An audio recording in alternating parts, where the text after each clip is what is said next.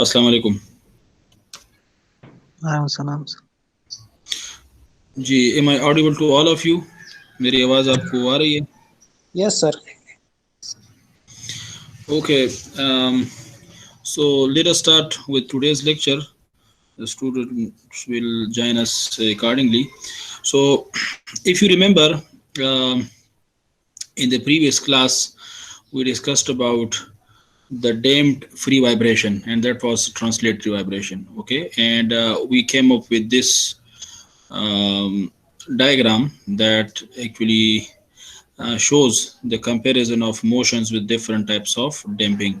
So based on the value of zeta, that is the damping ratio. Okay, we have these types of responses of the system. So if the value of zeta is equal to 0, we say that this is an undamped system, and the reason is because zeta is the existing damping divided by the critical damping, right? So if you take this as 0, obviously your C will be equal to 0. So this is undamped system, okay, as it is depicted here with this, this one, right? This dark color. And if the value of zeta is less than 1, means that, let's say for example 0.5, so we have this C over cc, let's say, is equal to 0.5. So you can say that your damping is equal to half of the critical damping, or half of the one that we need to have, okay, as a standard. So this is under damped system, and this is actually this one, right? So this is under damped system. The damping is present there, but it is not sufficient. Okay, it takes longer time to regain its equilibrium position. Then we have zeta is greater than 1, let's say for example 2. Okay, so you see that C will be equal to 2 times the critical damping. The critical damping is, you can say, norm, or you can say this is the ideal damping. So this is the damping is there in the exact existing system, but it is twice the required, okay, or twice the ideal. So this is over damped system. It doesn't have oscillations, but it take longer time to regain its equilibrium position. This is actually equilibrium position, right? Now the ideal one is critical damping. So if the value of zeta is equal to 1, means that C will be equal to cc, and this is actually the required damping coefficient if you want. Okay, or if it is in the vicinity of critical damping, it's okay. But as far as you are moving from this critical damping away, either up or down, that is not required. Okay, so it depends on the designer, that how actually he selects different fluids, and similarly arrangement of piston and cylinder, so that they can get this C nearly equal to critical damping. Now there are some other things, as far as the damped free vibration is concerned. So the frequency is now, this will be damped natural frequency. ठीक है, आपके पास क्या होगी, that will be damped natural frequency. And this is very obvious, because if, let's say for example, you have the same system, right? You have the same system, okay, like this is M, and this is equilibrium, and this is K. Okay, and the vibration is it is, the governing equation is mx double dot plus kx is equal to 0, right? And if we include the damper over here, now here the nasal frequency will be under the root k by m, right? But if you include or add this damper over here, ठीक है, अगर आप damper को भी include कर लें, then we have mx double dot, this is cx dot plus kx, and this is equal to 0. Now we have actually this damping force present over there, and due to this force, which is an opposing force, the frequency of this vibrating system changes. Okay, and we say that this is now damped natural frequency. Okay, it is natural frequency, but altered or changed by adding this damper. And what is the relationship between omega d and omega n? There is a relationship present and it is 1 minus zeta square. तो ये जो formula यहाँ पे मैंने लिखा है, this is how you can convert the damped natural frequency to undamped. इसको हम undamped natural frequency कहते हैं, ठीक है. And it is very simple. You can see omega d is equal to omega d, this is equal to 1 minus zeta square, this is the damping ratio, and omega n ये बाहर है, अच्छा यहाँ पे. तो you can see that let's say for example zeta is equal to 0, ठीक है.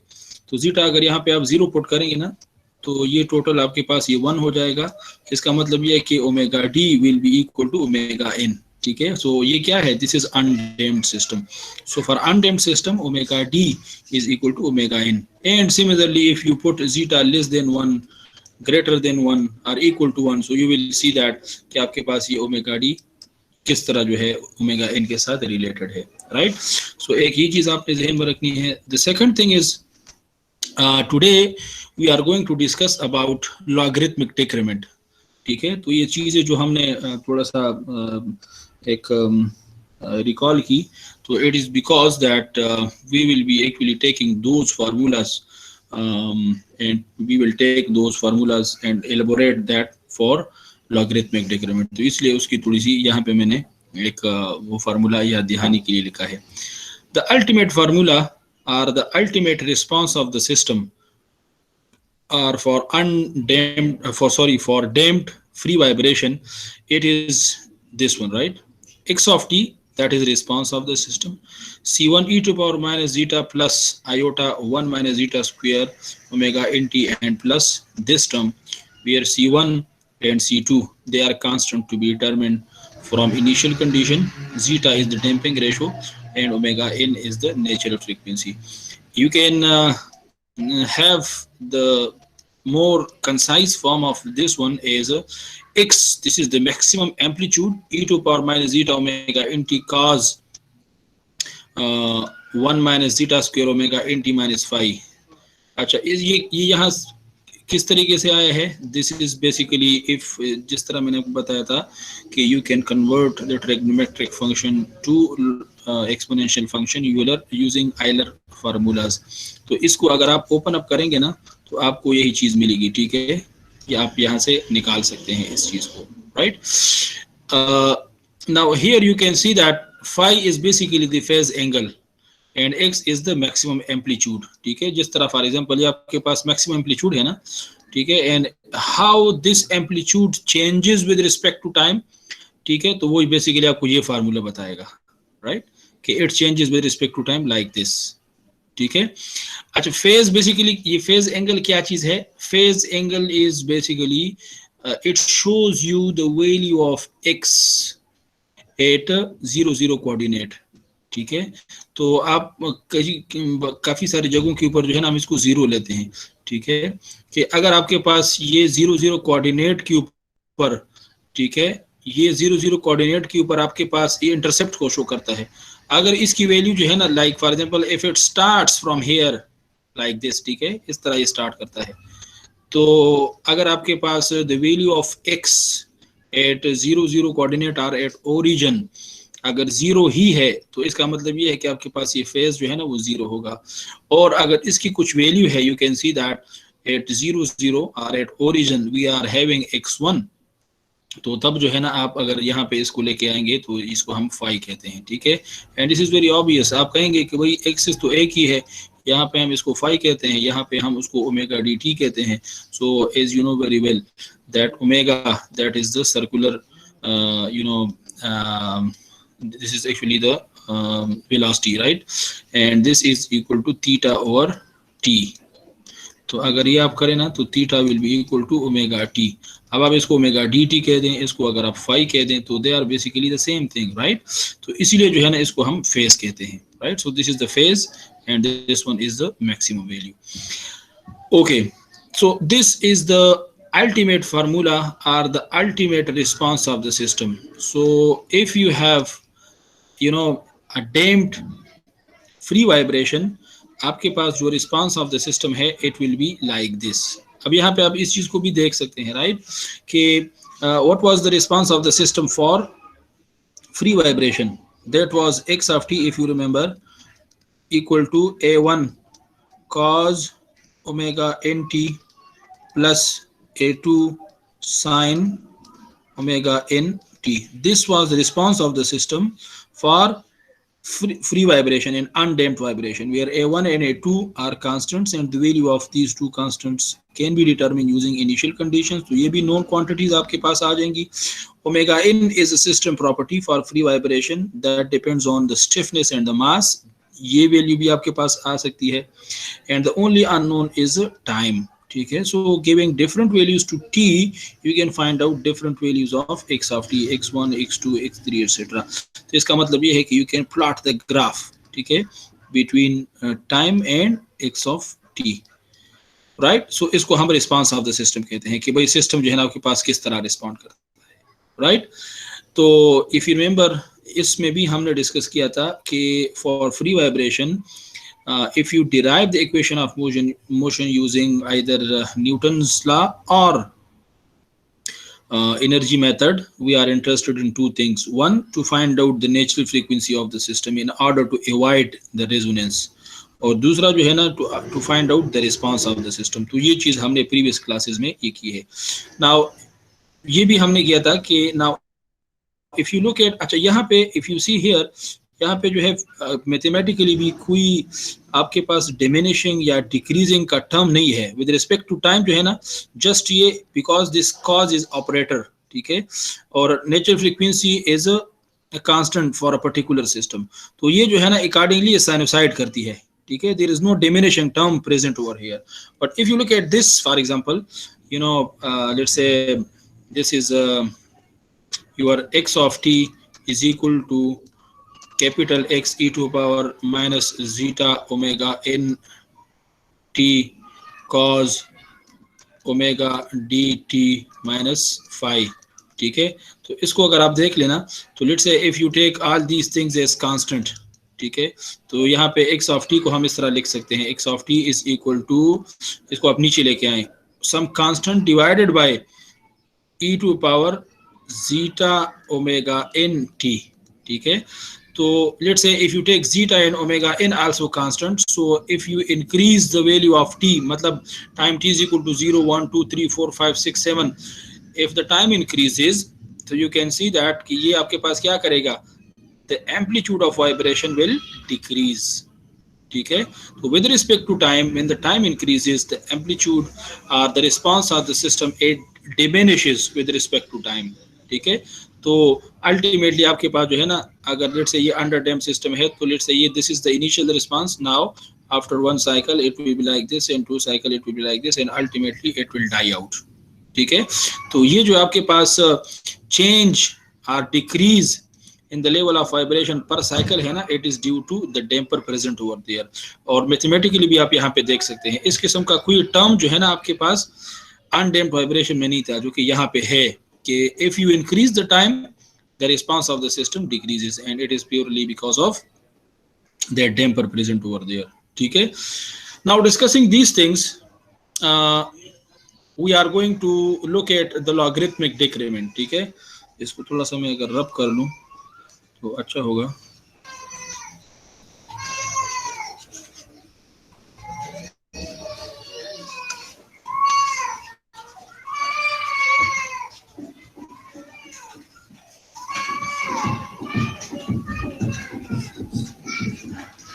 Right now, what is logarithmic decrement? In simple words, you can say that this is an analytical technique, a very simple analytical technique to find out the value of the damping factor zeta, and ultimately to find out the value of the unknown coefficient of damping, ठीक है. तो logarithmic decrement basically क्या चीज है, ये zeta को find out करने का एक एनालिटिकल मेथड है, ठीक है. और वंस आपके पास जीटा की वैल्यू जब आ जाती है ना, let's say for example using logarithmic decrement you can find out the value of zeta, that is the damping factor, right. तो किस तरह हम इसको फाइंड आउट करते हैं we will see in next slide. But if the value of zeta is known to you, right, you can find out this value, okay, which is required.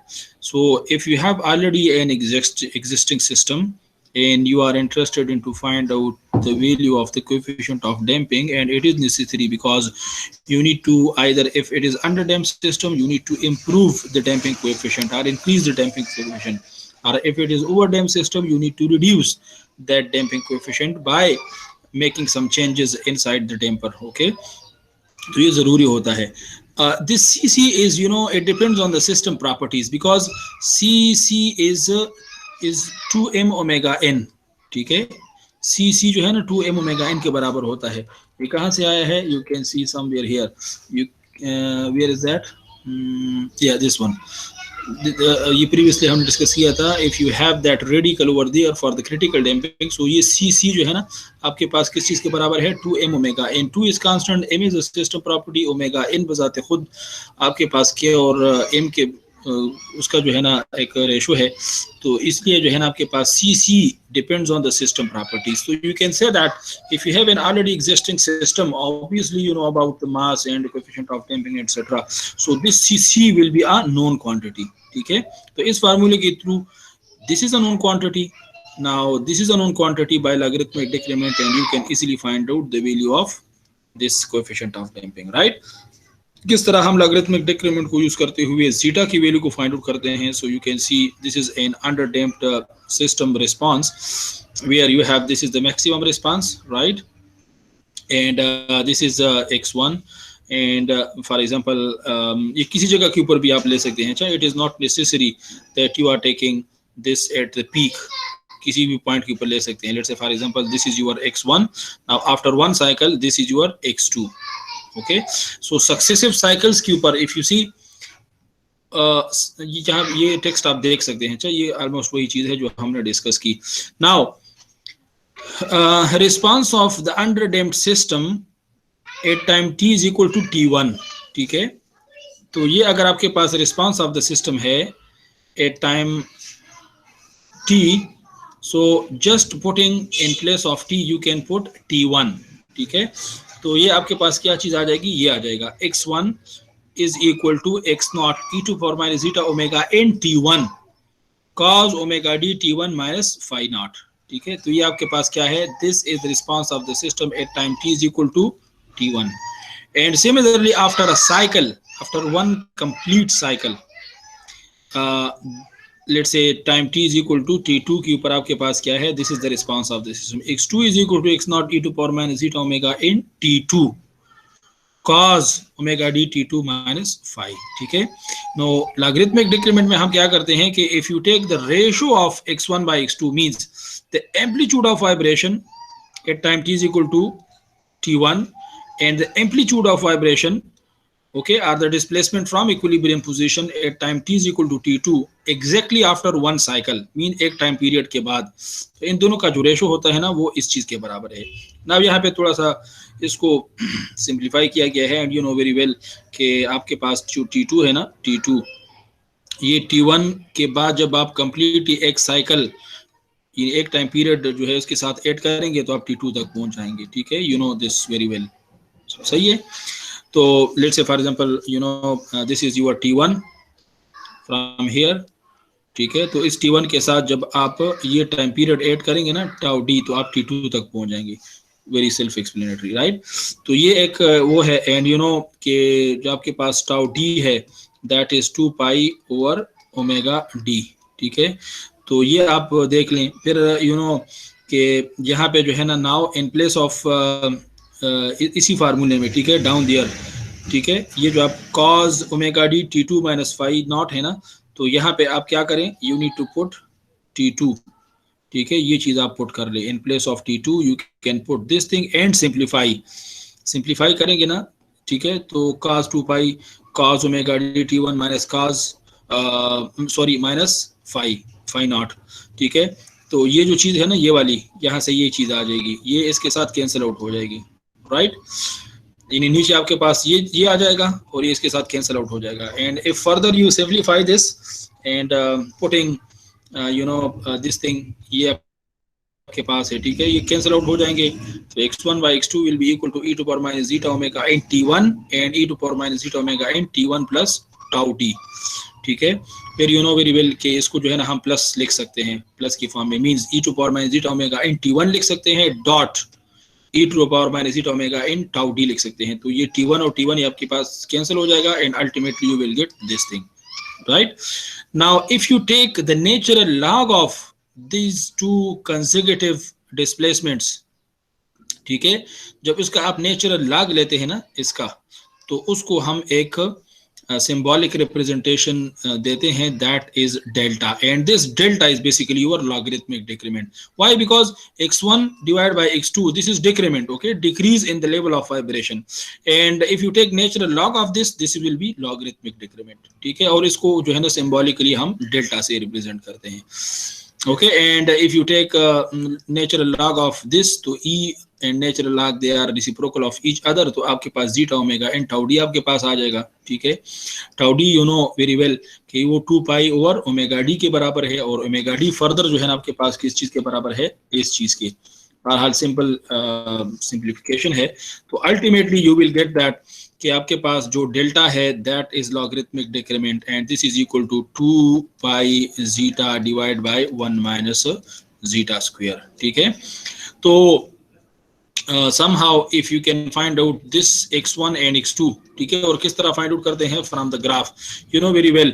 For example अगर आपके पास ये spring mass system है ना, ठीक है, जिस तरह पहले हमने ड्रा किया था spring mass and damper system, right, तो यहाँ से जो है this is k and this is c and this is equilibrium, और if you initially disturb the system will vibrate in this manner, ठीक है, and if you provide a stylus or a pencil or pen to this mass, ठीक है, and behind this if you have this graph, ठीक है, ये graph जो है ना ऐसे चलता है और आपके पास जो है ना मोशन इस तरह होती है, तो यहाँ पे इस ग्राफ के ऊपर जो है ना आपको इस तरह का साइनोसॉइडल ये कर्व नजर आएगा, ठीक है, इस तरह का कर्व आपको नजर आएगा। तो इसका मतलब ये है कि आप किसी भी जगह के ऊपर सक्सेसिव साइकिल्स, सक्सेसिव जो है ना x1 और x2 आप फाइंड आउट कर सकते हैं। तो x1 and x2 you can find out this thing, and taking natural log of this you can find out the value of delta, and at the right side 2 pi they are constant 1, and the only unknown is zeta, so you can say that you can find out the value of zeta, and once the value of zeta is known to you, ठीक है, you can find out the value of this coefficient of damping. Why? Because this is 2m omega n, तो ये सारी चीजें known है और आप यहाँ से जो है ना c फाइंड आउट कर सकते हैं, ठीक है, 1। देन ये कहता है कि for very small values of zeta, अगर जीटा जो है ना वो हम स्मॉल लिख लें, very small value of zeta, ठीक है, तो ये चीज जो है ना आपके पास ऑलमोस्ट अप्रोच करेगी जीरो को, right, so you can say that 2 pi zeta divide by 1 आपके पास आ जाएगा। तो ultimately you can say that delta is approximately equal to 2 pi zeta. तो this is the simple formula for logarithmic decrement, ठीक है, 2 pi is constant, and if you find out the value of delta you can find out the value of zeta and ultimately c, ठीक है, but remember this is for small values of zeta। लेकिन यहाँ से अगर यहाँ से आप zeta को फाइंड आउट करना चाहते हैं फ्रॉम इक्वेशन 2.85, तो जीटा जो है ना आपके पास इसी इक्वेशन से, अच्छा ये चीज आ जाएगी जीटा। तो फिर इन्होंने जो है ना इन दो इक्वेशंस को प्लॉट किया है, ठीक है, zeta from this equation and zeta from this equation, ठीक है। तो if you see, this is actually the value of zeta against logarithmic decrement for having equation 2.85 and 2.86। इसमें जो है ना जीटा वेरी वेरी स्मॉल को हमने कंसीडर किया है, और इसमें जनरली आपके पास जो भी जीटा की वैल्यू है वो हमने कंसीडर की है। So they are saying that yes, for greater values, okay, or for larger values of zeta, let's say for example starting from even 0.4, तो ये जो है ना दोनों differently behave करते हैं, ठीक है, but for small values almost 0.35 या 4 तक आप ले सकते हैं, 0.4 तक, they are the same, ठीक है, so you can have that approximation over here। तो इसका मतलब ये है कि delta is approximately equal to 2 pi zeta, अगर आपके पास स्मॉल वैल्यूज है, और नहीं तो फिर जो है ना वो दूसरा फार्मूला 2.85 आप यूज कर सकते हैं, ठीक है। इसके अलावा जो है ना आपके पास क्या है, we were talking about successive amplitudes of vibration, ठीक है। बट व्हाट इफ अगर आपके पास जो है ना x1 और x2 ना हो, बल्कि आपके पास जो है x5 और या आफ्टर सम साइकिल्स हो, let's say for example x1 and you say that after 5 cycles आपके पास दिस इज x6, ठीक है। तो फिर जो है ना हम ये वाला फार्मूला यूज करते हैं, where j is any integer, indicial notation है, ठीक है। This is x1 and this is x1 plus, या आपके पास x5 है, let's say j is 5 and this will be 5 plus 1, sorry this is 5 plus 1, ये भी आप कर सकते हैं अल्टीमेटली, बट लॉगरिथमिक डिक्रीमेंट में जो है ना आपको ये करना होगा, that will B x5 divide by x6। एक एग्जांपल यहाँ पे है, उसमें आप देख लेंगे, एक आपको जो है ना हाफ साइकिल के लिए गिवन है, but since logarithmic decrement is for successive cycle या फॉर सक्सेसिव क्रेस्ट और ट्रफ्स और for successive you know points on the graph, तो इसलिए जो है ना जिस किस्म पे भी आपको गिवन हो, आपने जो है ना उसको इस तरीके से लिखना है और यहाँ पे इस तरह लेके आना है, या x5 x6 x1 x2 x3 x4 etc, ठीक है। Now discussing these things, there is an example, but let us look at this thing first. और वो क्या है, ये स्लाइड मैंने इसलिए रखा है कि torsional systems with viscous damping, जिस तरह पहले मैंने आपको बताया था कि the equations that you have developed, let's say mx double dot plus kx sorry plus cx dot plus kx is equal to 0, you can use them for torsional system. तो वो आपके पास क्या चीज आ जाएगी, that will be polar moment of inertia and this will be theta double dot, similarly this will B ct, that is torsional coefficient of damping या damping coefficient, and this will be theta dot plus kt and this will be theta and this is equal to 0। अब यहाँ पे फिर आप देख सकते हैं कि भाई आपके पास जो ओमेगा n होगा वो क्या होगा, ठीक है। Instead of having k by m we will be having omega n equal to this one and omega d will be this thing, ठीक है। और सिमिलरली जो है ना फिर आप यहाँ से this is a torsional coefficient of damping and this is you know critical torsional coefficient of damping, ठीक है। और ये आपस में किस तरह रिलेटेड हैं, you can just look at this। जिस तरह हम कहते हैं कि भाई cc that is critical damping to m omega n for translatory system, यहाँ पे आपके पास क्या होगा 2j नॉट ओमेगा n के बराबर होगा, ठीक है।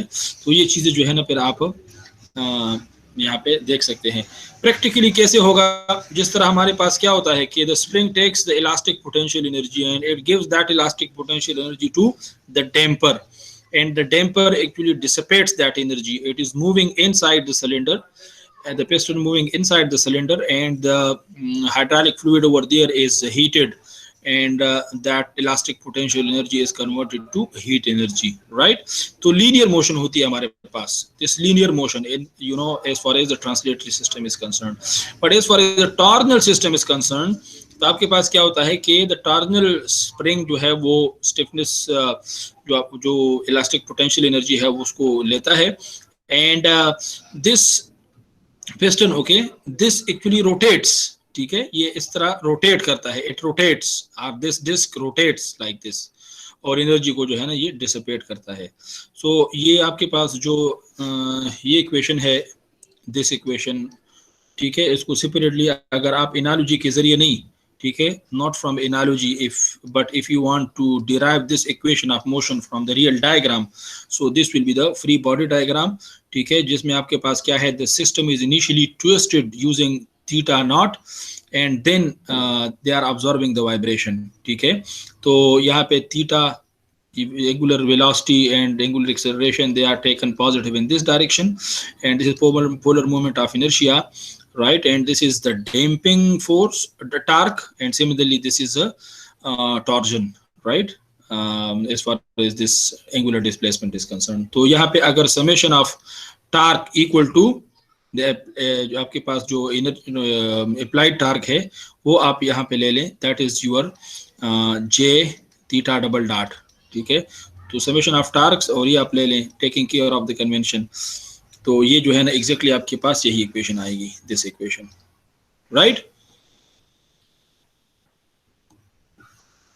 Yes, Haji, sir. are you there? Yes, sir, we are. Yes, sir. Okay, Yes, okay. sir.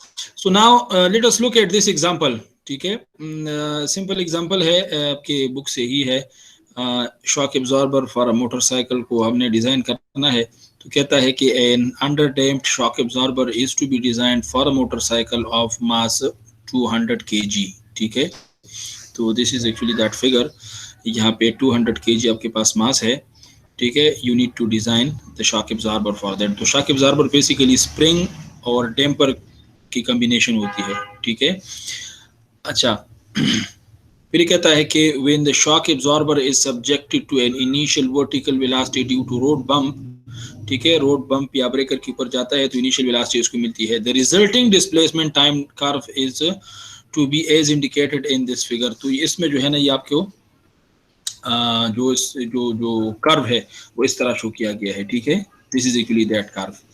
Means यहाँ पे आपके पास इनिशियली एम्पलीट्यूड इतना है, क्योंकि शॉक एब्जॉर्बर लगा हुआ है तो amplitude of vibration after half cycle कम होगा, फुल साइकिल के बाद जो है ना इतना कम हो जाएगा. ठीक है, and 1.5 cycle and 2 cycle and ultimately it will die out. Right, it takes very small time.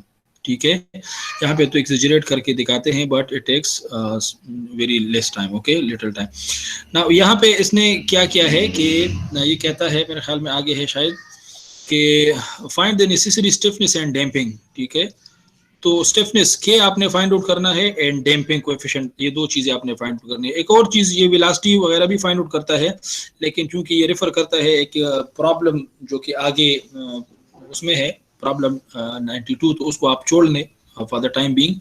But you can find out the k and c value for this shock absorber, कि किस स्टिफनेस का spring हम लगाएंगे और किस coefficient of damping का हम damper लगाएंगे, ताकि हमारे पास जो है ये प्रॉपर तरीके से काम कर सके और अकॉर्डिंगली इस तरह काम कर सके. ठीक है, वो क्या है, वो ये है कि in the damping constant of the shock absorber, if the damped period of vibration is 2 second.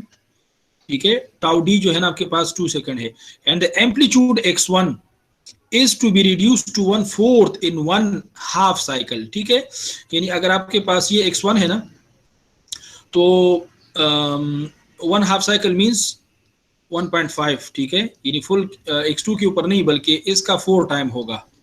ठीक है, यानी आपके पास this one is let's say x1, तो आफ्टर हाफ साइकिल, ठीक है, इट डिक्रीजेज बाय 4.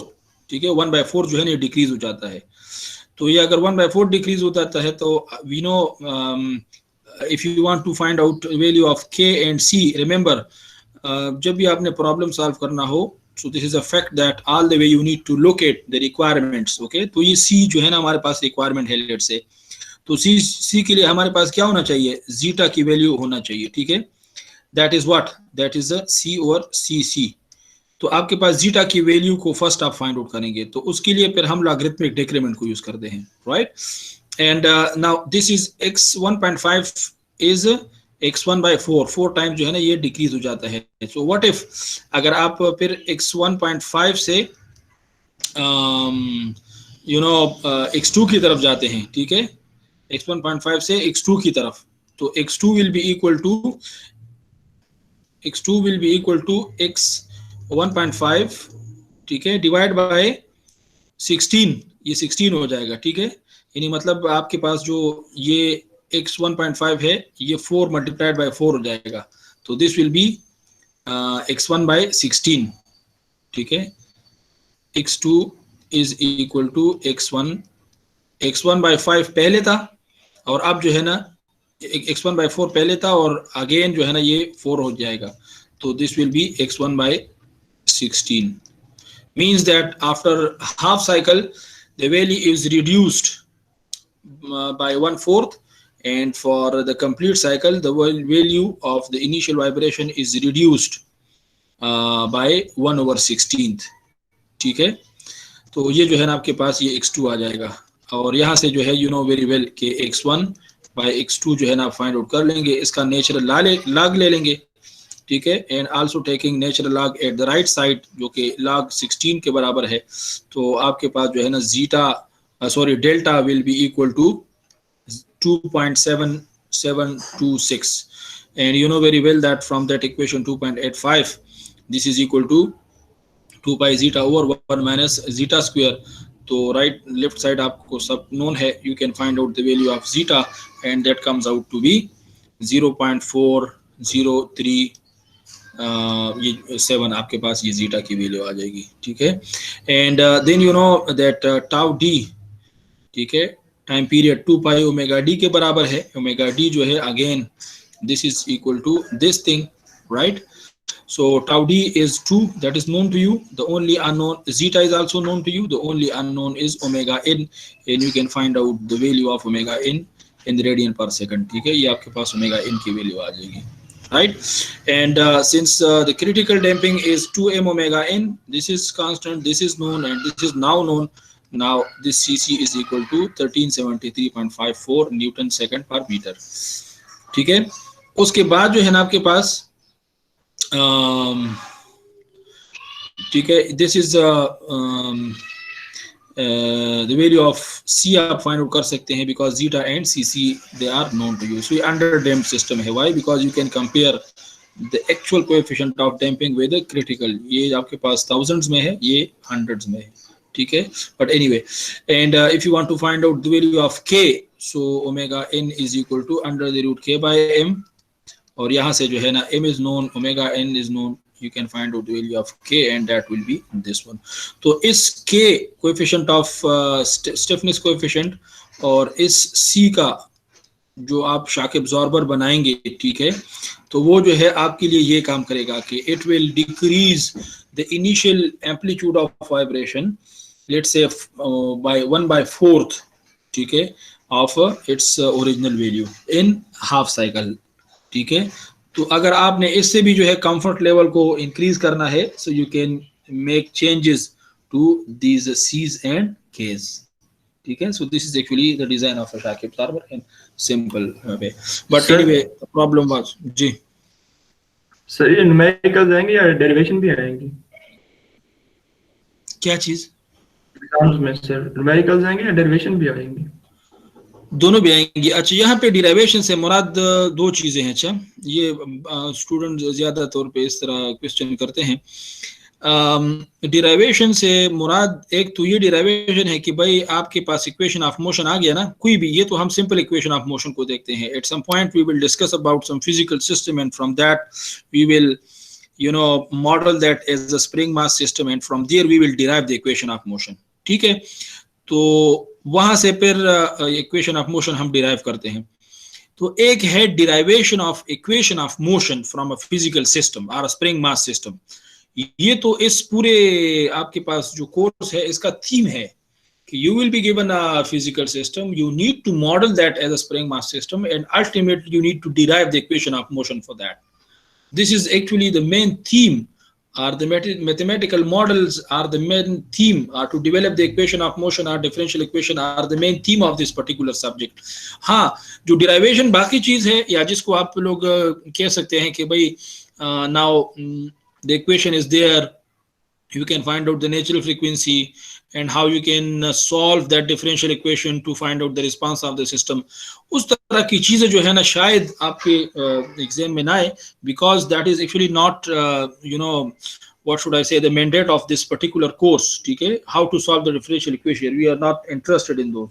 बट कुछ सिंपल जो है ना, जिस तरह हमने सिंपल ये स्प्रिंग मास सिस्टम के लिए किए हैं, तो उससे जो छोटे छोटे फार्मूले डेवलप हुए हैं, you need to know those formulas. Like for example, ये जैसे ये सिंपल सा एग्जांपल था ना, तो इसमें काफी सारी चीजें हमने यूज की कि भाई सीसी आप के पास कौन सा फार्मूला है, कहाँ से आया है, ठीक है।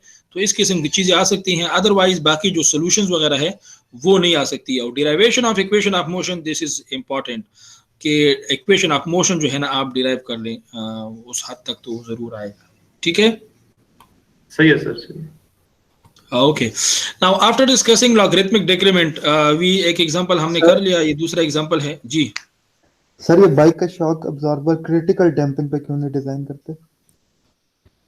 तो डिजाइन तो करते हैं, लेकिन that is if you are a good engineer you can design it on critical damping, ठीक है। लेकिन क्रिटिकल डैम्पिंग को अचीव करना आसान नहीं होता, But if you select proper working fluid and similarly the proper design of that particular damper, you can achieve or you can get very near to the critical damper. ठीक है? Sir हम जो bike use करते हैं उसमें क्योंकि oscillation होती है ना, और क्रिटिकल डैम्पिंग में तो ऑसिलेशन होती नहीं है, तो मतलब तमाम जो बाइक आ रहे हैं उनमें तो क्रिटिकल डैम्पिंग से नीचे ही होती है सर। अच्छा, ये इस तरह होता है ना, ये ट्रेड ऑफ होता है। ये ट्रेड ऑफ का मतलब ये है कि जो कंफर्ट लेवल डिफाइन हम करते हैं ना पैसेंजर के लिए, तो लाइक फॉर एग्जांपल आपने देखा होगा कि जो होंडा की गाड़ियां हैं उसका comfort level as compare to Toyota जो पुरानी है उससे थोड़ा सा ज्यादा है, ठीक है, लेकिन उसके और फीचर्स जो है ना वो कमजोर होंगे। तो ये एक इकोनॉमिक ट्रेड ऑफ किया जाता है। जितना आप क्रिटिकल डैम्पिंग की तरफ जाते हैं, ठीक है, तो उसमें डिजाइन चेंजेस भी होती हैं, उसमें जो है ना आपने जो फ्लूइड या हाइड्रोलिक वगैरह जो सेलेक्ट करना होगा दैट इज आल्सो एक्सपेंसिव। तो इस लिहाज से जो है ना यानी कंफर्ट, और जैसे मिसाल के तौर पर एक बाइक है, ठीक है, तो उसमें अगर क्रिटिकल के करीब करीब भी डैम्पिंग हो तो मतलब उसको मींस दैट इज बियरेबल, ठीक है।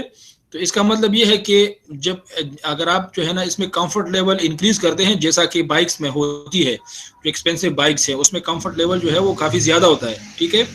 तो लेकिन those are actually you are basically compromising on you know the economics, ठीक है। तो यस यू कैन अचीव, लेकिन अगर आप देखते हैं तो उसके लिए जो है वो you need to have a trade off, ठीक है, ताकि मींस कि आपके पास जो बाईसाइकिलिस्ट है वो, या अगर आपके पास मोटरसाइकिलिस्ट है वो इतने जो है ना कंफर्ट को यानी मतलब इतने जो है ना यानी पैसों के ऊपर ले सकता है, ठीक है। 2-3 वाइब्रेशन अगर कर ले और वो अपने, लेकिन ये जो टाइम है ना ये तो हम एक्सेजरेट करके दिखाते हैं, ये इतना टाइम नहीं होता, इन सेकंड्स में होता है, ठीक है। तो इसलिए जो है yes, my answer is that yes you can achieve the critical value of that damping which is you can achieve the equilibrium position in minimum interval of time, but you know you need to make a trade-off between economics and that comfort level. Okay sir, okay. Okay, there is another example about the cannon. तो ये जो है ना आपके book में है, यहाँ पे जो आपके पास गन बैरल है इसको फायर किया जाता है in the form of projectile motion, ठीक है। तो ये रिकॉइल मैकेनिज्म जो होता है ना दिस स्प्रिंग एंड डैम्पर की तरह होता है, ठीक है। तो this recoil mechanism is basically this is the physical system and you can model that as a spring mass system. तो इसके बारे में एक एग्जाम्पल है वो भी आप कर लें, ठीक है। तो सॉल्व एग्जांपल है आपकी बुक में। If you feel some problem then we can discuss. Now after discussing the logarithmic decrement, okay, we can now in a position to discuss another type of damper, and that is the Coulomb damper or dry friction, ठीक है। as I told you, the conventional damper जो आपके पास है that is simply composed of you know a piston and cylinder, and similarly there is a fluid over there. लेकिन if there is another source, ठीक है, and if the amplitude of vibration or the displacement of the vibrating body per cycle is decreased or diminished or decayed by another source, and if that source is the force of friction, ठीक है, तो इस किस्म की damping को हम कहते हैं Coulomb damping or dry friction, ठीक है। तो you can see let's say for example this is like previously हमारे पास क्या था, we were having like this, ठीक है, जो हमने फार्मूला डेवलप किया था, sorry, we were having this mass and this was attached to the fixed support using spring having stiffness K, and this was the equilibrium position, and let's say this is X, but if you remember we were having rollers over there, ठीक है। तो this is rested upon this fixed support and we have rollers. इसका क्या मतलब है? इसका मतलब ये है कि we have the weight of this object acting in the downward direction. In the same way an equal and opposite reaction is in the upward direction, and they cancel out the effect of each other, so the vertical forces are nullified. Now here since rollers are there, so we neglect the force of friction. Means that if you displace this mass from there to this position, let's say for example by x naught, ये previous case की हम बात करते हैं, ठीक है, तो and then you remove that disturbance, you release that mass, तो ये जो है ना यहाँ पे नहीं रुकेगा, but due to inertia ये यहाँ पे आएगा, ठीक है. And if you have neglected this force of friction and you say that there is no resistance to the motion of this mass, तो यहाँ पे जब ये आएगा ना यहाँ पे extreme left की तरफ, तो यहाँ पे भी आपके पास क्या होगा, this will be x naught. And similarly it will repeat itself at regular intervals of time and you will get this t against x of t as this, ठीक है, कि इसका amplitude of vibration जो है वो decrease नहीं होता. This was the previous case. Now in this case, if you remove these rollers and you put that mass on this surface, तो यहाँ पे now you cannot neglect this friction, ठीक है. तो यहाँ पे आपके पास क्या होगा कि if you displace this mass, let's say for example from that position to this one, ठीक है, तो ये let's say for example आप जो है ना ये x naught यहाँ पे ये displace करते हैं and you release that mass, so obviously it will come here, ठीक है, let's say यहाँ पे ये आ जाता है. Now this will not be x naught, ठीक है, it will be x naught minus something, ठीक है, और वो something क्या है वो आगे हम डिस्कस करेंगे. But you see that similarly it will go here at extreme right and again it will come to extreme left, etc. and it will stop ultimately because there is a constant force of friction applied on the system which continuously decreasing the level of vibration of this particular system and ultimately the vibration will die out. So force of friction की वजह से अगर आपके पास amplitude of vibration decay होता है तो उसको हम कहते हैं Coulomb damping or dry friction, ठीक है. Now इसकी डिटेल में हम जाएंगे. Remember previously we have drawn one single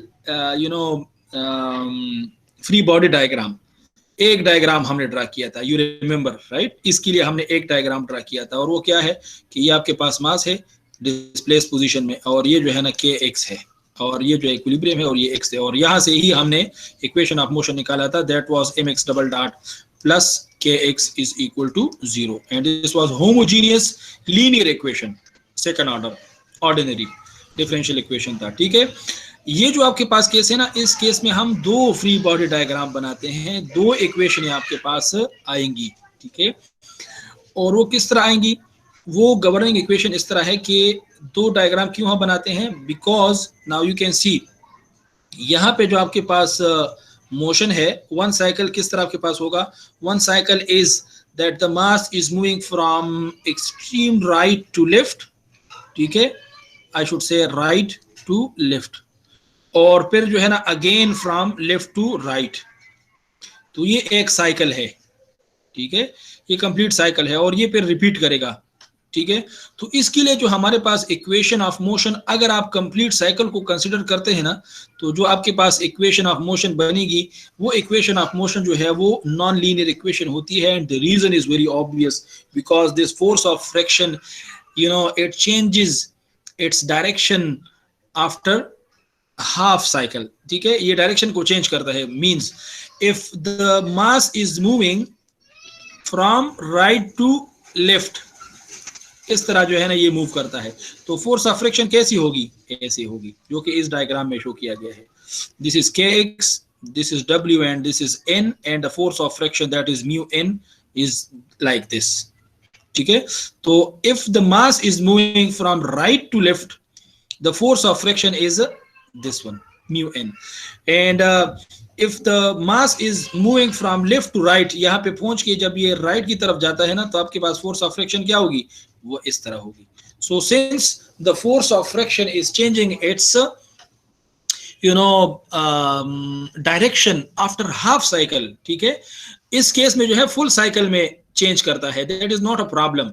लेकिन इस साइकिल में हाफ साइकिल के बाद जो है ना ये क्या करता है, डायरेक्शन को चेंज करता है. तो इसलिए जो है ना हम क्या करते हैं कि दो फ्री बॉडी डायग्राम्स बनाते हैं, वन, और इसके दो इक्वेशंस आएंगे. इक्वेशन में सिर्फ साइन का फर्क होता है, एक के साथ प्लस होगा, दूसरे के साथ माइनस होगा, बाकी जो है ना इसमें फर्क नहीं होता.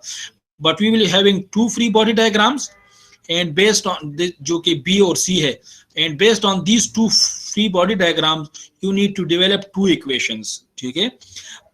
तो केस 1 और केस 2 हमारे पास आते हैं। Let me rub this a little bit ताकि ये क्लियर हो जाए। सर वो जो आपने कहा कि फर्स्ट केस में फुल साइकिल बाद चेंज करता है, वो सर जरा समझ नहीं आई, फुल साइकिल बाद कैसे चेंज होता है सर? नहीं वो इस तरह नहीं है, देखिए okay let me rub this first ताकि हम जो है इस केसेस को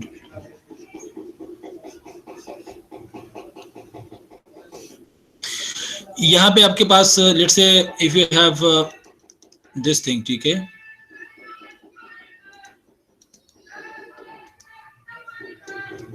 दिस इज मास, राइट। तो जैसे जो है ना आप इसको ऐसे नीचे खींचते हैं ना, तो these two forces are in this direction, right. ये अपोजिंग फोर्सेस है ना। जी सर, जी सर। ठीक है, हाँ। जब ये मास जो है ऐसे मूव करता है मास, तो ये दो फोर्सेस क्या करेंगे, ये अपोज करेंगे लाइक दिस, यस सर। तरह अपोज करते हैं, right.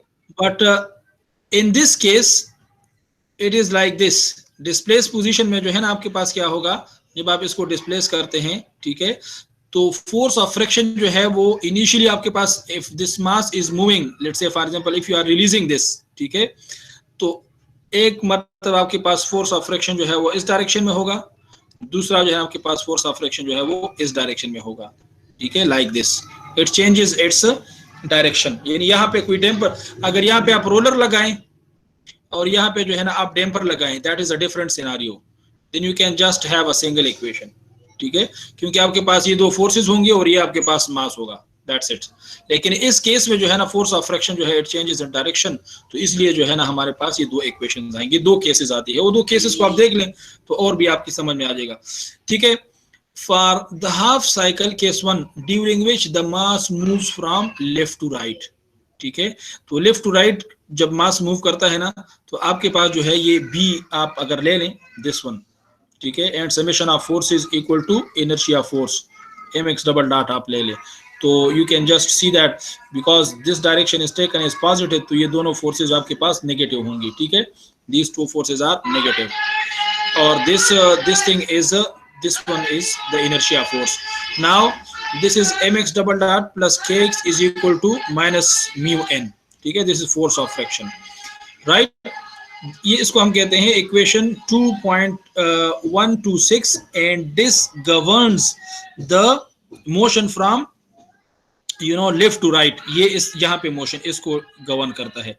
the mass is here and it is moving from, ये इक्विलिब्रियम पोजीशन है, ठीक है, and let's say this is the extreme right and this is extreme left, तो left से right की तरफ जो आपके पास मोशन है ना, this one, left to right, इस मोशन को गवर्न करेगा कौन सी इक्वेशन, ये equation, this is actually that equation, ठीक है। और if now from this equation you can find out the natural frequency. Remember जो भी हमारे पास जो we are interested in two things, ठीक है, तो नेचुरल फ्रीक्वेंसी आप यहाँ से फाइंड आउट कर सकते हैं, which will again be under the root k by m for this particular system. And if you want to find out the response of the system, ठीक है, so you need to solve this equation. कैसे solve करते हैं, book ने भी इसको directly यहाँ पे इस तरह लिखा है, बट बहरहाल इसको आप कर सकते हैं। अच्छा, this will be the equation of motion, sorry the response of the system for case 1 where the mass is moving from left to right, ठीक है। तो यू कैन सी ये ऑलमोस्ट फ्री वाइब्रेशन ही है, ठीक है। A1 cos omega nt, A2 what is this, like ये equation है जो ना, ये आपके पास, this is not a homogeneous equation जो कि प्रीवियस केस में हमारे पास था, mx double dot plus kx is equal to 0, this is homogeneous equation, ठीक है। और ये जो आपके पास है ना, this is now heterogeneous equation, ठीक है, नॉन होमोजीनियस इक्वेशन है, क्योंकि राइट साइड के ऊपर आपके पास फोर्स है, ठीक है। तो यहां से जो है ना आप x ऑफ t को फाइंड आउट कर सकते हैं, the response of the system. Now you see here, जिस तरह मैंने आपको ये बताया था कि mass instead of when you release this mass from this position and it comes to let's say this position, मैंने आपको बताया था कि this will not be x naught, rather this will be x naught minus something। तो ये वो something है जो मैं आपको बता रहा हूँ, this is constantly a term is subtracting, okay, or it is subtracted, and this actually decreases the amplitude of vibration. और ये basically है क्या चीज, लोग इसको हम कहते हैं equivalent displacement. ये constant term इससे जो है ना वो F is equal to kx is equal to mu n over mu n के बराबर है, ठीक है. तो अगर आप इस तरह लिख लें कि x is equal to mu n over k, ये जिस तरह जो लिखा है mu n over k, ये इक्विवेलेंट डिस्प्लेसमेंट जो है ना कांस्टेंटली इससे डिक्रीज होती है, ठीक है. तो डिक्रीज होती है और अल्टीमेटली जो है ना ये डाई आउट हो जाता है लाइक दिस, ठीक है.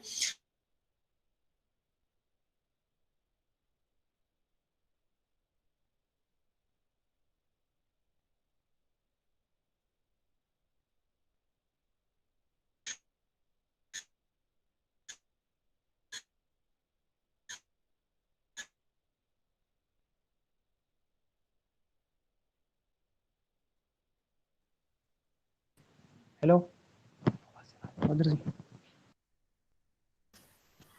हेलो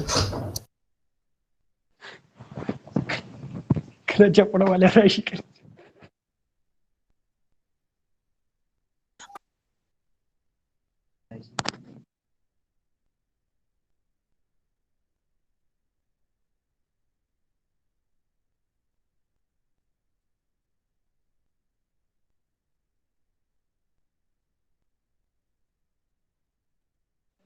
सर जी आवाज नहीं आ रही आपकी सर, हमारी आवाज आ रही है.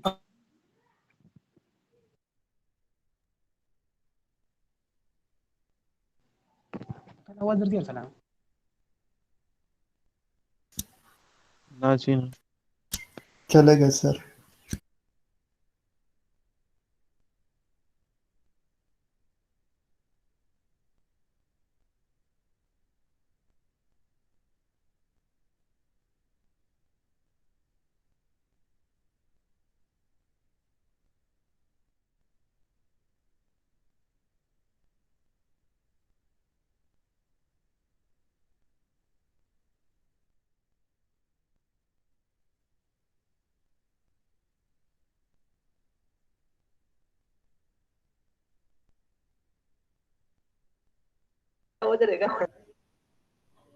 हाँ जी, are you there? Yes sir. Okay. But you cannot see my laptop screen, right? No, sir. Presentation on कर ले सर.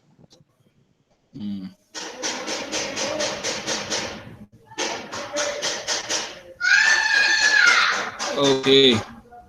So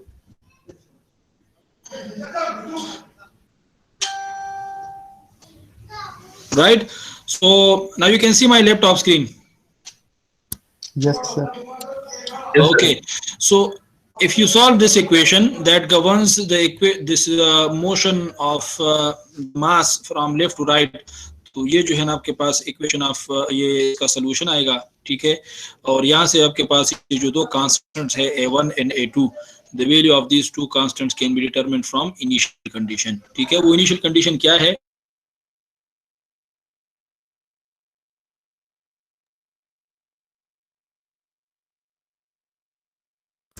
सर आवाज नहीं आ रही.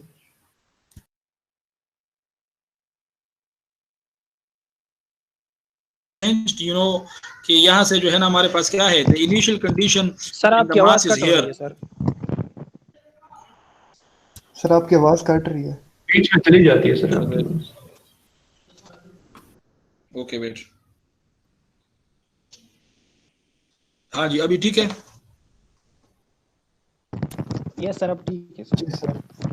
क्या आ रही है सर? Okay. पिछली वाली क्वेश्चन समझा रहे सर पूरा. Okay, so now here the initial conditions are different, right?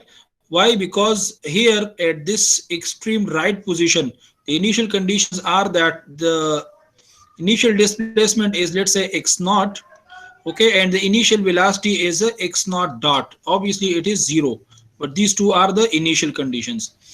And so from these two initial conditions, you can find out this A3 and A4. ठीक है, यहाँ से जो है ना ये दो कांस्टेंट आप फाइंड आउट कर सकते हैं. And when the mass comes here, तो यहाँ पे जो है आपके पास इनिशियल कंडीशन चेंज होगी। Why? Because as I told you कि यहाँ पे ये x नॉट नहीं है बल्कि it is x not minus something, ठीक है। तो ये इनिशियल डिस्प्लेसमेंट होगी because it starts its journey from left to right. तो ये इनिशियल डिस्प्लेसमेंट होगी और इनिशियल वेलोसिटी ऑब्वियसली यहाँ पे भी जीरो होगी because when it actually changes its direction तो थोड़े टाइम के लिए रुक जाता है। रुकने का मतलब ये है कि आपके पास ये x नॉट डॉट जो है ना यहाँ पे भी जीरो के बराबर है। जो इनिशियल डिस्प्लेसमेंट है you need to find out this one. तो two initial conditions are there and two initial conditions are here, ठीक है। So from four initial conditions you can find out four unknowns, ठीक है। तो case 2 में हमारे पास क्या है कि you are having this free body diagram। तो इसको जो है ना अगर आप summation of force is equal to inertia force करेंगे तो आपके पास जो है ना ये चीज आ जाएगी। इसमें सिर्फ मैंने आपको बताया था कि वहां पे माइनस था, यहाँ पे प्लस है, सिर्फ ये फर्क है। And if you solve this equation 2.128 तो आपके पास इसका जो सोल्यूशन आएगा that will B that is where is it is yes this is actually the solution of that equation, ठीक है। सिर्फ ये जो है ना यहाँ पे डिफरेंस है। And you need to have this A3 and A4। तो ये जो है ना आपके पास टोटल कांस्टेंट जो है A1 A2 A3 A4 ये आपके पास कांस्टेंट्स आ जाएंगी। And all others are system properties you can find out from initial conditions this constant and you can find out the responses of the system from left to right and right to left motion. ये दोनों equations को combine करके दिखाया गया है जिस तरह जो मैं आपको बता रहा था कि if you develop or derive the equation of motion that will be mx double dot plus kx, right, and plus I should write plus minus mu n जो है ना force of friction है, ठीक है। So this is inertia force, right, this is restoring force of the spring and this will be damping force, ठीक है। तो यहाँ पे damping force जो है वो CV नहीं है बल्कि this is force of friction, right, mu m g. लेकिन चूंकि ये साइन जो है ना अगर प्लस माइनस के साथ आप लेके now this will be a non linear homogeneous ordinary differential equation, ठीक है। तो इसको भी हम सॉल्व कर सकते हैं but at this point you are not able to solve this equation, ठीक है। तो ये कंप्लीट इक्वेशन इसलिए हम इसको स्प्लिट करते हैं। और स्प्लिट जो मैंने आपको दिखाया कि भाई राइट टू लेफ्ट और लेफ्ट टू राइट मोशन जो है ना हम what is GN, this is basically an operator जो कि ऑपरेट करता है इस वेलोसिटी के ऊपर। If the velocity is positive, ठीक है, क्योंकि यू नो वेरी वेल ये इक्विलिब्रियम जो हम यहाँ पे लिखते हैं ना तो हम लिखते हैं कि भाई x dot and x double dot they are positive in this direction, ठीक है। लेकिन अगर ये इस डायरेक्शन में अगर आपके पास वेलोसिटी जो है वो नेगेटिव है तो ये इसको इस GN x dot is negative तो ये यहाँ पे नेगेटिव साइन देगा। और अगर आपके पास जो है ना वेलोसिटी पॉजिटिव है तो ये पॉजिटिव साइन देगा, ठीक है। तो ये जस्ट एन ऑपरेटर है। तो you can write those two equations for those two cases in a combined form like this, but if you want to solve those two equations and make them linear equations you need to split them out and you need to solve them accordingly, ठीक है। तो ये दो initial conditions हैं, ये जो मैंने आपको बताया कि भाई time t is equal to 0 के ऊपर आपके पास डिस्प्लेसमेंट x नॉट है and time t is equal to 0 के ऊपर जो है आपके पास डिस्प्ले ये जो वो है वेलोसिटी है ये भी आपके पास 0 है बिकॉज इट इज स्टेशनरी। इन दो कंडीशन से जो है ना आप फाइंड आउट कर सकते हैं ये अननोन, ठीक है। ये दो अननोन आप फाइंड आउट कर सकते हैं because this is actually right to left motion, right to left motion, the mass is moving from here to here, ठीक है। तो इन दो मोशंस का जो है ना जिस तरह ये केस 2 दिखाया गया है, अच्छा this is right to left motion. तो राइट टू लेफ्ट मोशन के लिए this is the equation of motion and this is the response of the system.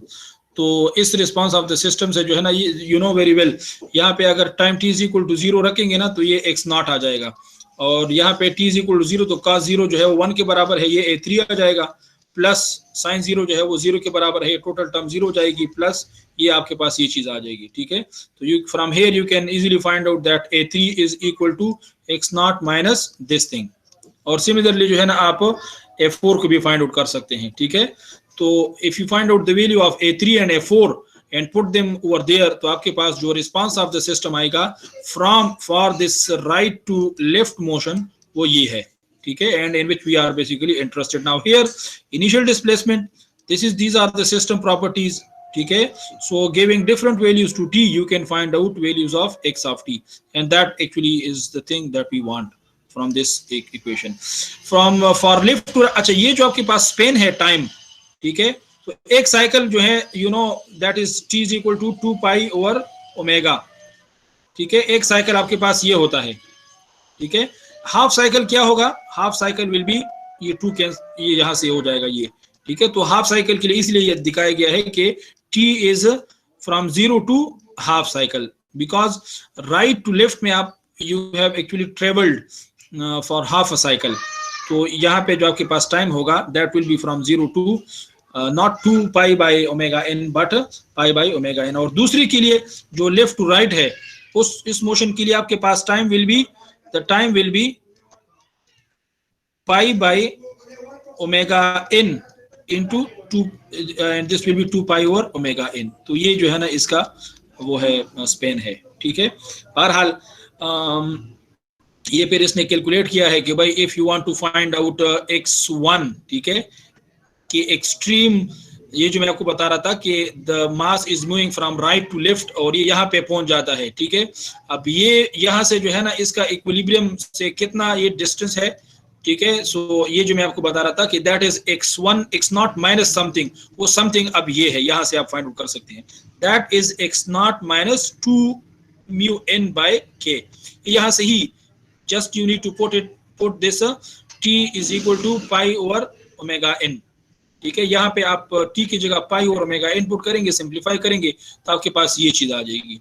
तो ये जो टर्म है ना ये कॉन्स्टेंटली आफ्टर हाफ साइकिल ये इससे डिक्रीज हो रहा है, ठीक है. एंड अल्टीमेटली जो है ये डाई आउट होगा.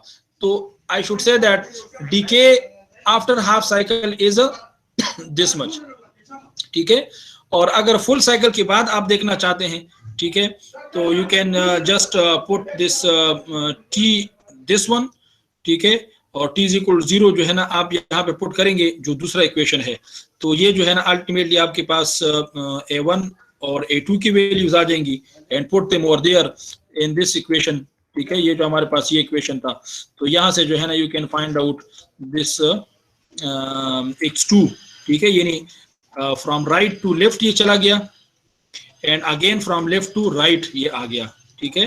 तो इस पोजीशन के ऊपर जो है ना ये अब क्या होगा कि it will not be this much you know x0 away from equilibrium, but it will be x0 minus something away from equilibrium or displaced from equilibrium. ये अब क्या है after one cycle, that is you know 4 mu n over k, क्योंकि half cycle के बाद क्या था 2 mu n over k था एंड फुल साइकिल के बाद 4 mu n over k है. So I should say that decay per cycle in the level of vibration as far as Coulomb damping or dry friction is concerned is denoted by 4 mu n over k, ठीक है. और ये जो है ना अगर 2 cycle के बाद आप देखना चाहते हैं सो 8 mu n over k हो जाएगा. तो you can see that constantly ये जो टर्म है ना ये इंक्रीज हो रहा है. This is the same. तो ये टर्म अगर इंक्रीज होता है and if this is constant so you can see that ultimately this amplitude of vibration will die out and it will stop at equilibrium position. अब ये condition of stoppage आपके पास क्या है? Look, you see here this is actually x0 minus 2 mu n over k, ठीक है, where r is an integer. ये show करता है number of half cycle को. remember number of half. अब जो है ना कितने हाफ साइकिल के बाद ये जो है वो let's say for example if you take r is equal to 1, ठीक है, तो x0 minus 2 mu n over k इतना जो है ना टोटल आपके पास ये डिस्प्लेसमेंट है, right. Now this displacement you need to multiply this displacement with k. तो ये आपको क्या देगा?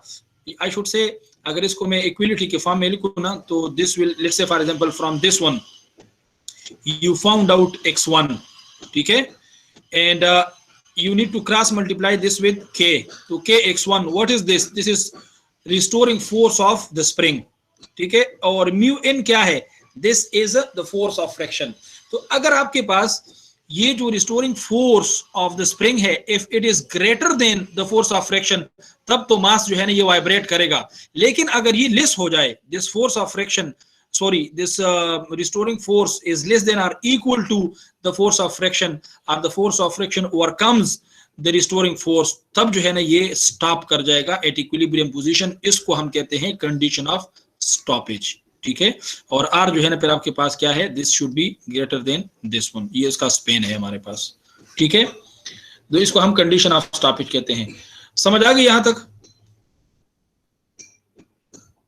सर एक वैसे क्वेश्चन है कि लाजमी है कि ये इक्विलिब्रियम को पोजीशन पे स्टॉप करेगा, किसी और पोजीशन पे स्टॉप कर देगा? It depends on initial conditions, ठीक है, बट इट शुड इक्विलिब्रियम के ऊपर it should you know stay at every position, but जिस पोजीशन पे भी ये रुकेगा ना तो उस पोजीशन पे ही इक्विलिब्रियम होगी। बात समझ आ गई?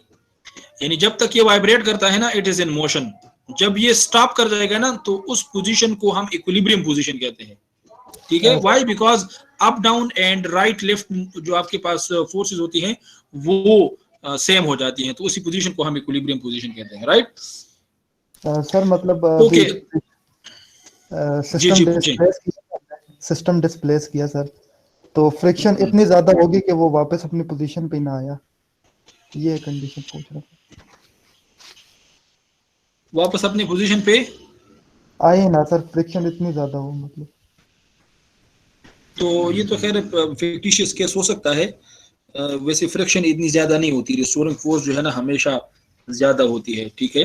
हाँ, रिस्टोरिंग फोर्स जो है ना आहिस्ता आहिस्ता कम होती है ड्यू टू फ्रिक्शन। तो आफ्टर सम साइकिल्स वो डिपेंड करता है कि कितना जो है ना वो रफ है, टोपोग्राफी ऑफ द सरफेस के ऊपर डिपेंड करता है। अगर बहुत रफ है तो it will take less cycles, ताकि ये जो है ना इक्विलिब्रियम के ऊपर आ जाए। इसको आप यहाँ से देख सकते हैं जी, सिस्टम प्रॉपर्टीज के ऊपर डिपेंड करते हैं। यस यस, सिस्टम प्रॉपर्टीज के ऊपर डिपेंड करता है, ठीक है। So you can see that. अच्छा, एक और चीज यहाँ पे आप देख लें कि यू नो इनिशियली आपके पास आफ्टर ये this is the initial x not, right, and after half cycle, ठीक है, ये हाफ साइकिल है, ये आपके पास ये हो जाता है, ठीक है, एंड आफ्टर कंप्लीट साइकिल ये आपके पास ये हो जाता है, अल्टीमेटली जो है ये डाई आउट हो जाएगा, ठीक है। एक और चीज यहाँ पे आप देख लें कि यहाँ पे कांस्टेंट टर्म जो है ना 2 म्यू n ओवर k, ये जो है ना this is a diminishing term I should से, तो ये कांस्टेंटली डिक्रीज हो रहा है, ठीक है।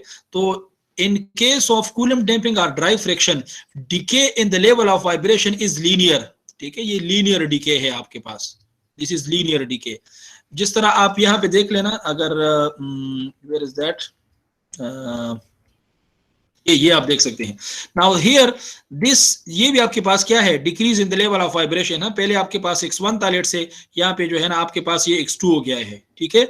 लेकिन if you look eight even this formula, now this is actually the diminishing term, जो मैं आपको बताया था कि c सारे आप कांस्टेंट ले लें तो this will be e to power minus zeta omega n t, ये आपके पास आ जाएगा। Now this is exponential decay, इस कर्व को आप देख सकते हैं, ठीक है। This is so in case of conventional damper, decay in the level of vibration for a vibrating body is exponential, but as far as Coulomb damping or dry friction is concerned, decay in the level of vibration is linear, जो कि यहाँ से आप देख सकते हैं, ठीक है। और ये टर्म्स भी आपको मैथमेटिकली खुद भी बताती है कि this is basically linear decay, वो एक्सपोनेंशियल है और ये जो है ना आपके पास लीनियर है। You can just look at this, ये ऑब्जेक्टिव टाइप जो है ये बन सकता है हमारे पास। Anyway, after discussing this condition of stoppage, ये 2 स्लाइड जो है ना मैंने यहाँ पे डाली हैं। टॉर्सनल वाइब्रेशन सिस्टम अगर कूलम डैम्पिंग के लिए आप देखना चाहते हैं तो ये आपके पास ये चीज हो जाएगी, ठीक है। इन प्लेस ऑफ फोर्सेस आपके पास जो है ना ये टार्क हो जाएगा, ठीक है। और अगर आप जो है ना ओमेगा एन फाइंड आउट करते हैं तो ये ओमेगा एन होगा, एंड कंडीशन ऑफ स्टॉपेज जो है ना वो फिर यहाँ से आप डिफाइन कर सकते हैं। या डीके पर हाफ साइकिल जो है ना आपके पास क्या होगा, ये चीज हो जाएगी, ठीक है, इन केस ऑफ दिस वन। और उसके बाद जो है इसके ऊपर एक एग्जांपल है, ये मैंने जो है प्रीवियस क्लास में किया था, बट सिंपल एग्जांपल है जिसको आप खुद से मेरे ख्याल में देख सकते हैं। बस इस चीज को आपने याद रखना है कि डीके पर cycle in case of dry friction आपके पास 4 म्यू n ओवर k के बराबर है, ठीक है। एक साइकिल के बाद जो है ना या इसको आप 4 म्यू m g भी आप लिख सकते हैं पर k। तो इसी फार्मूले को यूज करते हुए जो है ना ये प्रॉब्लम आसानी से आप इसको सॉल्व कर सकते हैं। मेरे ख्याल में सेल्फ एक्सप्लेनेटरी है, कोई ज़रूरत नहीं है। आपने जो है ना कोएफिशिएंट ऑफ फ्रैक्शन को फाइंड आउट करना है। अच्छा, तो ये 5 साइकिल के बाद ये कहता है कि अगर आपके पास 0.1 है ना इनिशियली x0, तो 5 साइकिल्स के बाद जो है ना ये हो जाता है, ठीक है। 5 साइकिल्स के बाद ये 0.01 हो जाएगा। तो डिके इन 5 साइकिल जो है ना आपके पास ये चीज़ है। अब यहाँ पे सारी चीज़ें जो है ना आपको नोन है, जस्ट म्यू जो है ना आप फाइंड आउट कर सकते हैं। आसान है, आप इसको खुद से कर लें। ये भी आप मेरे ख्याल में कर सकते हैं, बिकॉज टाइम पीरियड गिवन है। तो आप यहाँ से जो है ना ये ओमेगा एन फाइंड आउट कर सकते हैं, और अल्टीमेटली जो है ना आप म्यू को फाइंड आउट कर सकते हैं। This is simple, right. तो थोड़ा सा कॉम्प्लिकेटेड है, आई नो, बट बुक में जो है ना आप देखेंगे और इसकी थ्योरी बिहाइंड दिस ये भी आप पढ़ेंगे, ठीक है। तो काफ़ी सारी चीज़ें जो है ना आपकी समझ में आ जाएंगी इंशाल्लाह। नेक्स्ट क्लास में we will discuss about the force vibration, that is chapter 3, ठीक है। तो वहाँ पे जो है ना हम देखेंगे कि भाई if you flip from the free to force vibration, तो इक्वेशन ऑफ मोशन जो है वो ऑब्वियसली होमोजीनियस से हेटेरोजीनियस या नॉन होमोजीनियस की तरफ जाएगा, और वहाँ से जो है ना हमारे पास कुछ और टर्म्स भी निकलेंगी। तो इंशाल्लाह नेक्स्ट क्लास में जो है हम उस चीज़ को डेवलप करेंगे, और उस चीज़ को हम जो है ना फार्मूले डेवलप करेंगे, राइट। ओके सर, ये रिकॉर्डिंग काइंडली जल्दी भेज दीजिएगा। अच्छा ठीक है, मैं इंशाल्लाह अभी भेजता हूँ, ठीक है। ये रिकॉर्डिंग खत्म हो जाए तो thank you. Okay, thank you very much. अल्लाह हाफिज़। अल्लाह हाफ़िज़। अल्लाह हाफिज़। अल्लाह हाफिज़।